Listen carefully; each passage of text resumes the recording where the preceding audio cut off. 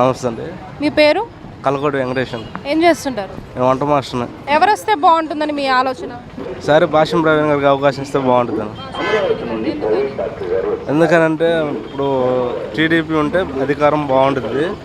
అయితే వైసీపీ ఉన్నంతకాలం పేదలకు న్యాయం జరగలేదండి.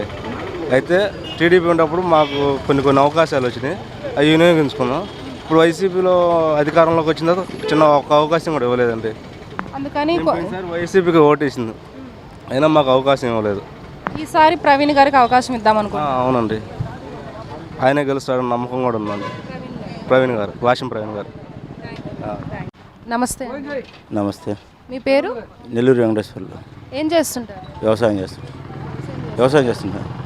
అంతకుముందున్న ప్రభుత్వం బాగుందా, ఇప్పుడున్న ప్రభుత్వం బాగుందా? అంతకుముందు ప్రభుత్వం బాగుంది. ఇప్పుడు ఉన్న ప్రభుత్వం ఏం చేయలేదు. ఏం చేస్తుంది? అభివృద్ధి ఏది, రాజధాని ఏది మనకి? మరి సరుకులన్నీ పెరిగిపోయినాయి, నిత్యావసర వస్తువుల ధరలన్నీ, కరెంటు బిల్లులు ఇవన్నీ అంత ఇదిగా ఉంది.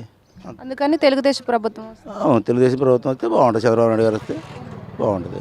తెలుగుదేశం ప్రభుత్వం వస్తే ఎలాంటి సమస్యలు సాల్వ్ చేస్తే బాగుంటుంది? నీటి సమస్యలు ఉంటాయి, పొలాలకి అన్ని రకాల బోర్లు ఉంటాయి, అన్ని రకాల సమస్యలు ఉంటాయి. ఎరువు గడ్డిపోలు కానీ అన్ని రకాలుగా అభివృద్ధి చెందితే మన రాజధాని అయితే ప్రతి కూలీవాడికి పని దొరికిద్ది. ఇప్పుడు తెలుగుదేశం ప్రభుత్వం తరపున మనకి భాష్యం ప్రవీణ్ గారు నిలబడుతున్నారు కదా, ఆయనకు అవకాశం ఇస్తారా?